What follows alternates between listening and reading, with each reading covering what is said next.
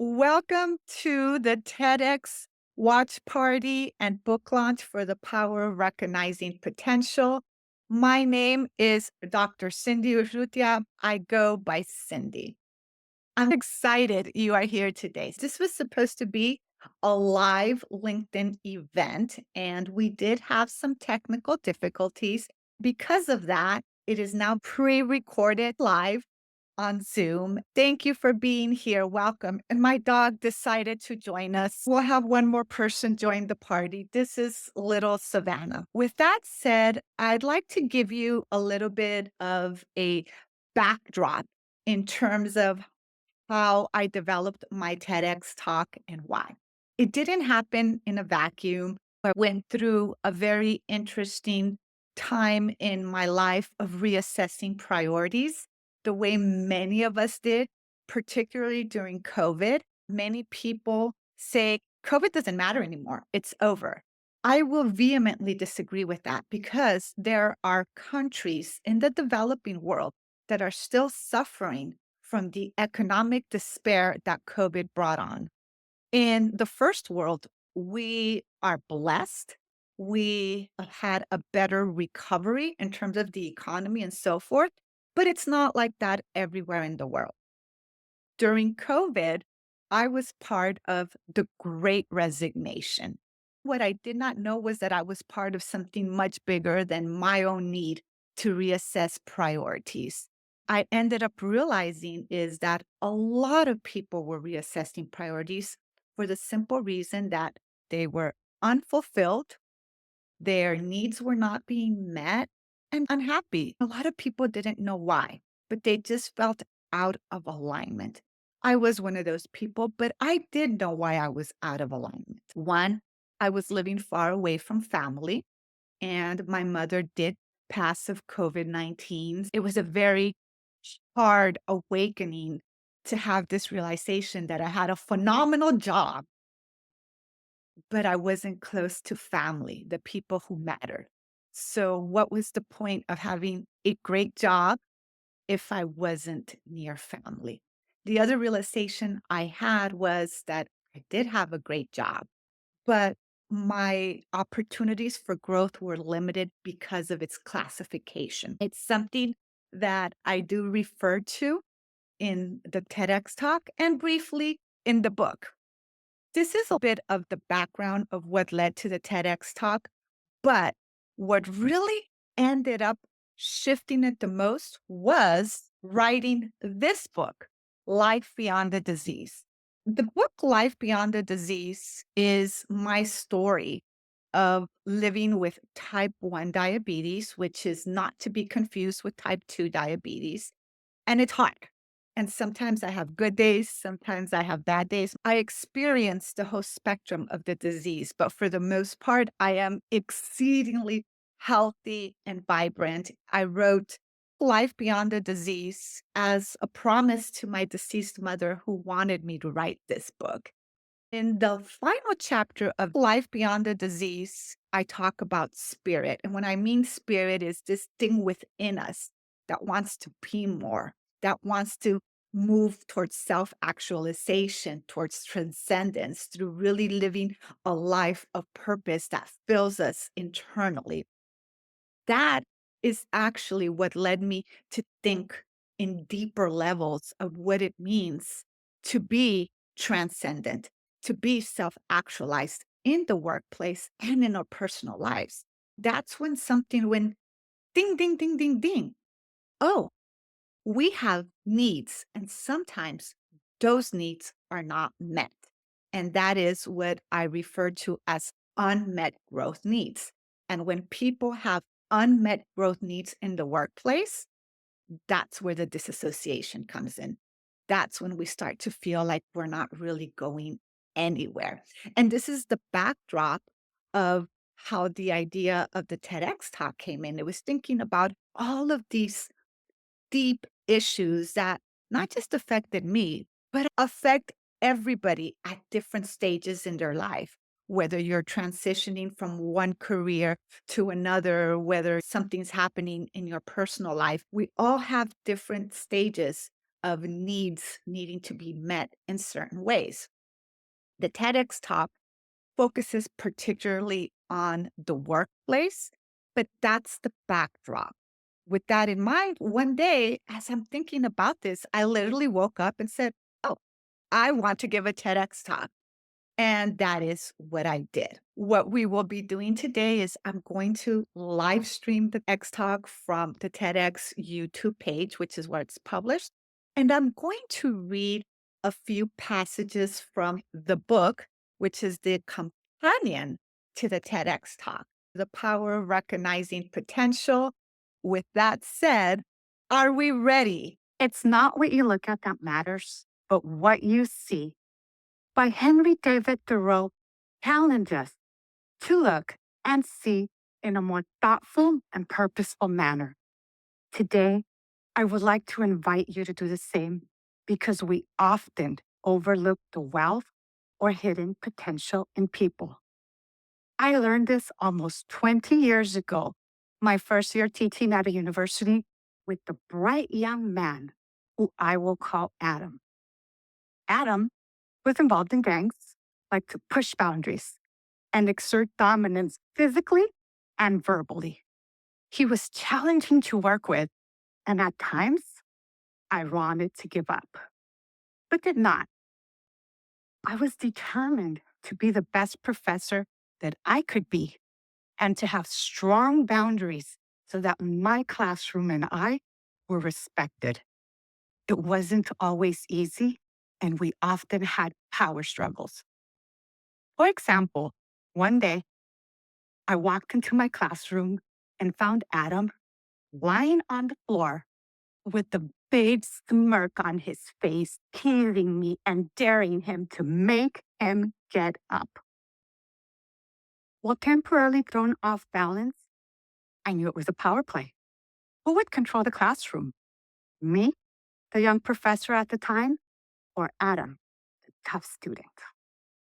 I was determined that it would be me. And let me tell you, we had quite the confrontation. For some time, the atmosphere in the classroom was very tense, as Adam and I had a lively exchange of words and a stare down. To my relief, Adam eventually got up and sat at his desk. The classroom was mine that day. But you know what? The war was far from over. That is why I will never forget the day we reached a detente. While walking down the university hallway, I saw Adam looking lost, hunched over, and sad. I wanted to pretend I did not see him and go away, but I couldn't. It was a very different Adam. For that reason, I walked up to him and asked, "Are you okay?" To my surprise, he threw himself into my arms and began to sob. With deep sorrow, he whispered, "Miss, my best friend was shot and died last night." In that moment, all I could do was hold him and let him cry. After that day, Adam did not cause too much trouble and worked harder as a student. Once he graduated, I never saw him again. However, about 1.5 years later, I received an unexpected email from Adam telling me that he had moved, transferred schools, and was about to graduate.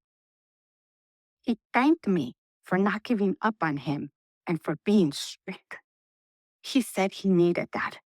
He also mentioned that my belief in him helped him believe in himself. You see, what Adam does not know is that he played a big role in my life too. Until then, I never realized how determined I could be to navigate past difficult work situations while remaining committed to my students' success. That determination and commitment helped me grow into a more patient and compassionate human being who does her best to look past surface appearances, leads with her heart, and sees through the lens of our shared humanity. In Adam's case, it meant looking past his tough exterior and seeing his intelligence, street smarts, and tenacity as hallmarks of untapped potential. It also meant pushing him, even when he was difficult and did not believe in himself. And you know what? As I pushed Adam, he pushed me too. He helped me realize the power of recognizing potential in others. You see, when you recognize potential in people and act on it or give them an opportunity at something, you positively impact their lives, as seen with Adam. I believe most of us here can agree that at some point in our own lives, we have needed someone to recognize our potential, to believe in us, and give us an opportunity at something. Can you remember a time it happened to you? How it made you feel? The more I witnessed the power of recognizing potential in others, the more determined I began to integrate it into my thought leadership. As a result, I found that recognition works best when three things happen that I coined the triad of recognition, and that based on where you are at in your life, you may be the one recognizing others or the one being recognized. That is why it is important to have self-reflection and to look and see in a more thoughtful and meaningful manner. So what is this triad of recognition? It involves three things. One, recognizing or seeing potential in others. Two, mirroring that recognition. And three, self-recognition for our own potential. Reflecting on Adam's story, the triad of recognition was at work then, even though I did not know it at that time. In part one of the triad, I recognized Adam's potential and pushed him to do better academically and enforce strong boundaries. In part two of the triad, Adam mirrored my recognition. He realized that I recognized his potential, and so he was willing to work harder and change his behavior. And in part three of the triad, Adam arrived at self-recognition. Despite his personal challenges and background, he was willing to see and believe in his own potential, leading him to leave gang life behind, take his studies seriously, and later graduate. After that experience, I became determined to look for potential in others and do something about it by paying attention to people's wants, needs, and desires, as well as their strengths and weaknesses. By paying attention to this, it gave me the opportunity to provide assignments that strengthened and stretched people's skill set and confidence. And what I found during this time is that people thrive when given an opportunity to grow. And that growth is a fundamental human need. We all want to be growing and evolving. I also learned that when we are not recognized and we are not given an opportunity to grow, our morale and self-esteem suffer.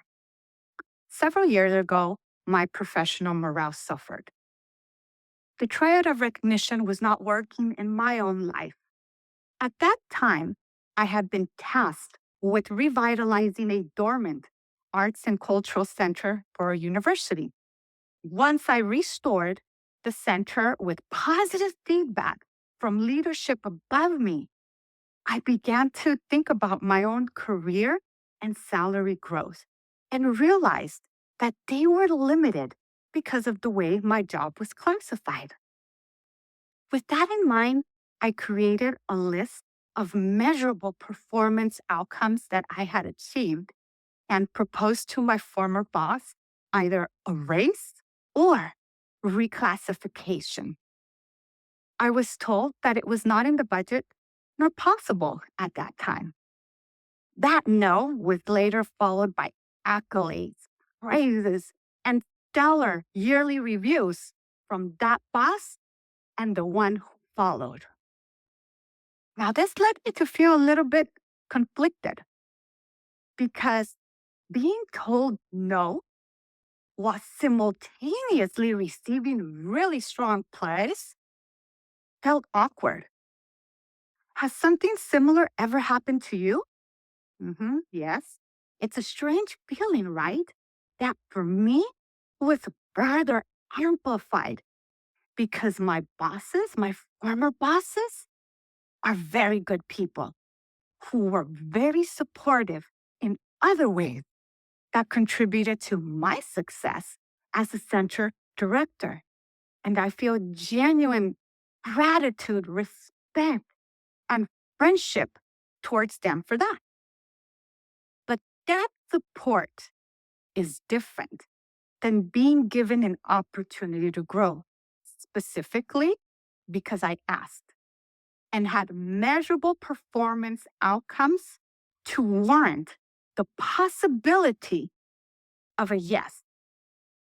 It is also different than saying, I see you, I hear you.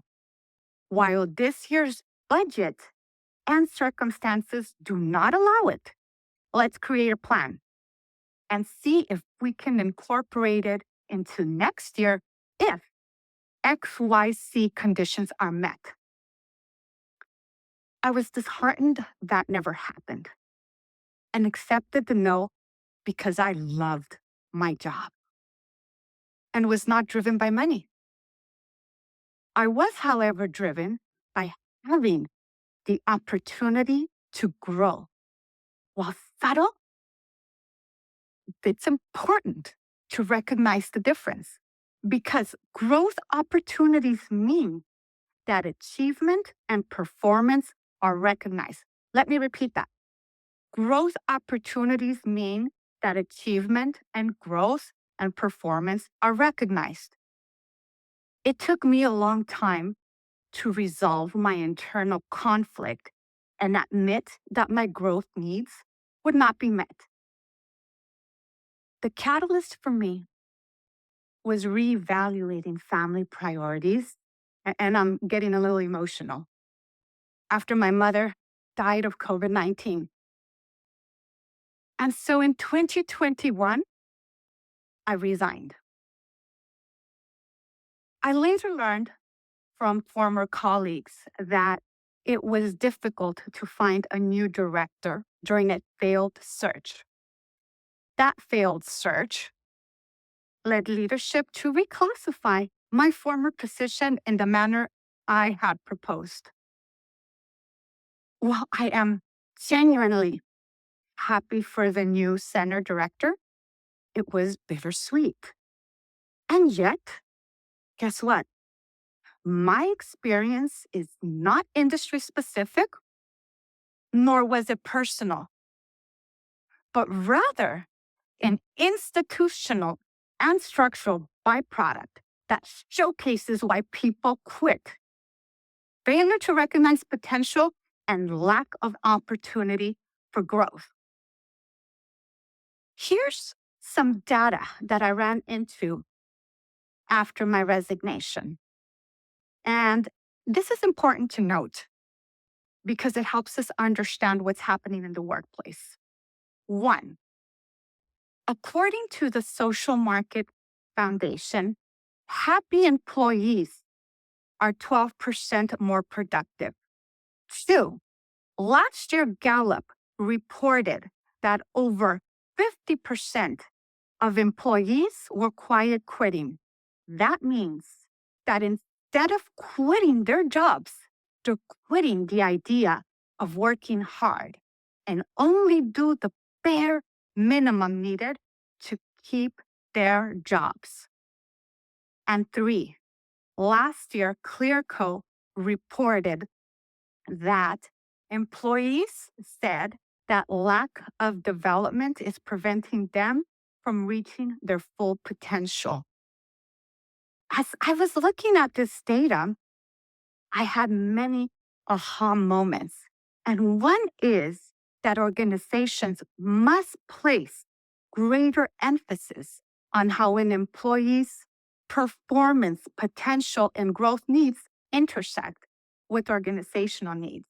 Another is that organizations need to have employees who are happy in the workplace and are invested in staying as well as being productive. So what does all of this mean? Employers must be determined to purposely retain talent. Let me repeat that. We must be determined to purposely retain talent. Otherwise, we will lose it. People will prioritize those who prioritize them. I'll repeat that too. People will prioritize those who prioritize them. We collectively witnessed this during the Great Resignation triggered by COVID-19 that led many employees to reevaluate their work and life priorities, leading many to quit their jobs. I was one of those people. Were you too? Or do you know somebody who did? Yes, I see you nodding. Almost 20 years ago, Adam was the spark that ignited different elements of determination within me. From being determined to be the best professor that I could be, to being determined to recognize the power of potential within people. Today, my determination has evolved and catalyzed into something much bigger.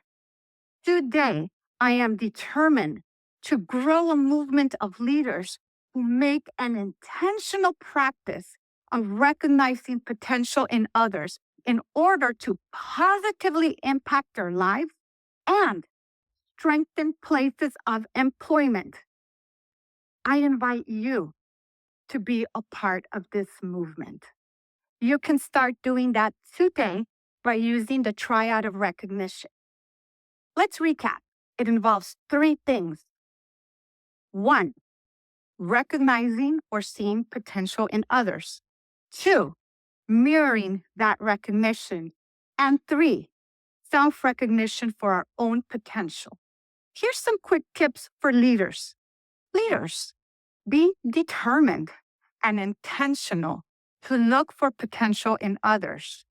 Assign projects that help your employees grow and strengthen their skill sets. And if the employee is looking for growth opportunities, co-create a clear learning and development plan that specifically outlines measurable goals for the employee that are aligned with organizational needs. Rising leaders, recognize and appreciate all the people who are helping you. Practice self-recognition in terms of your strengths, your weaknesses, and your goals. Be open to positive feedback and ask your supervisor for help co-creating a learning and development plan. A learning and development plan may not mean an immediate promotion, but it puts you on the path. For everybody, remember, it is easy to overlook people or to be the one overlooked. But you have the power to not only look for potential in others, but to also act on it.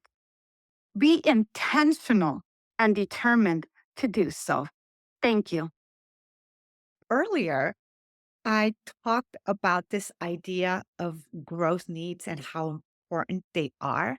The growth needs that I came across which is very important, is this idea of reaching towards our potential to get to that place of self actualization, of transcendence, of growth, of continuing expanding and learning new things, increased responsibility, etc. I'd also want to share with you that the theme for the TEDx talk was determination. That's why determination was woven in with the idea of potential and also this need to be more, to be seen, to be recognized, and to give each other a hand up. With that said, let me tell you a little bit more about the book, The Power of Recognizing Potential. The idea with this book is that it could serve multiple people. It could serve organizations and employees alike. The book focuses on exploring the idea of potential, personal growth needs, and organizations looking at their internal culture and how they help develop people. There's a significant emphasis placed on that in the beginning of the book, but towards the end of the book, particularly chapter 4, I also talk about the idea of personal responsibility.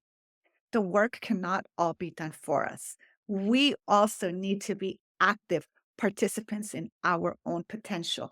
I want to read a couple of things for you. On average, organizations only spend between 1 to 5% of their total annual revenue on leadership development programs. That translates to about $500 per year per employees ever.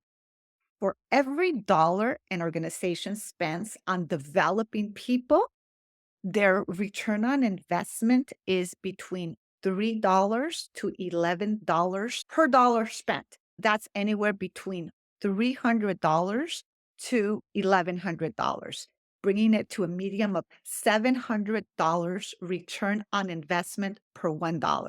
The math shows that it is beneficial for organizations to invest in people. Some other interesting things to note is that only 12% of organizations have leadership development maturity. And more worryingly, the majority of company investments fall below $500 per leader. There isn't enough development in people happening. It's something that gets spoken a lot in platitudes, but the data actually points to something quite different. I do want to share in terms of what employees are saying and what they need. 74% of employees, according to the Harvard Business Review and Gallup, say it's not just about money, similar to what I said in my own talk. The top 3 things for employees: emotional fulfillment came in number 1, opportunities for growth in number 2, and a sense of purpose for number 3. Clearly, people want more. And this is, again, pointing to this idea of needs and what those needs are. We all have needs. Some of them are basic human needs: the need for food, the need for shelter. But then there's also those needs that are internal. So I'm going to read what I wrote. One thing that has become increasingly clear in the last couple of years is that when it comes to leadership and leadership frameworks, there's an overflow of information on topics such as best practices, efficiency, efficacy, inspiration, motivation, purpose, values, diversity, equity, inclusion, accessibility, and more. And yet, despite all of that, the data shared in chapter 1, which is what I alluded to earlier, points to a fundamental crisis in the workplace. People have stopped caring and feel less and less beholden to places of employment. This begs the question: with so many frameworks, with so much leadership advice, why are people disengaged from mildly to severely in their occupations? The simple answer is that we are primarily addressing the symptoms and not the root cause of dissatisfaction and apathy in the workplace. For example, we ask, what do people want more of in the workplace, instead of what do people need? Wants and needs are not the same thing, nor equal in value. They can, however, overlap. People need to be seen, heard, valued, appreciated, and recognized. They need to feel like they belong and matter, regardless of job title and responsibilities. They also need to have their individual growth needs met. That includes having potential recognized. Needs are universal. However, individually, people have specific personal needs. Those needs are generally expressed through wants. For example, people may express that they want a promotion or a different job opportunity within an organization's matrix. That want, the promotion or different job opportunity, is pointing towards a need, which is the opportunity to grow as a leader or to have increased responsibility. Thus, the want is a symbol of the need. I discussed this a little bit in more detail throughout the book. I won't read it all, but I want to give you an idea of some of the topics that you will find in this short but very powerful book. I do want to read one last passage from the book. Know yourself. Be clear in terms of your career goals. A place of employment cannot do this for you. They may give you feedback based on performance. They may grant you an opportunity. They may see your potential, but it is meaningless if you do not know yourself and maximize opportunity or someone recognizing your potential. It is your responsibility. With this idea of the triad of recognition, it's about, yes, a place of employment, recognizing you, giving you opportunity, but you need to do the work and recognize yourself. It's a shared responsibility. And when we create places of employment where there's shared responsibility, it creates for deeper human connection, which is what I'm all about. It strengthens bonds and it creates a culture where people feel seen, heard, and appreciated. That's ultimately what we want. That's a framework that I discuss in this book. Let me share the link with you. And as I share the link, I also do wish to say that sometimes some people are in different places in their lives in terms of finances. So if for some reason somebody is going through some sort of financial hardship, but is really interested in the book, DM me privately and I will work something out for you because I believe that the information in the book is really filled with a lot of gold nuggets that can help organizations and people alike. And my goal is to create better and more fulfilled places of employment, but also within our own personal spirit. With that said, does anybody have any questions or any comments? I'm seeing the comments in the chat. It looks like everybody wants to stick with the chat. So I am going to say thank you. It has been an honor to have you here today, especially after our technical difficulties.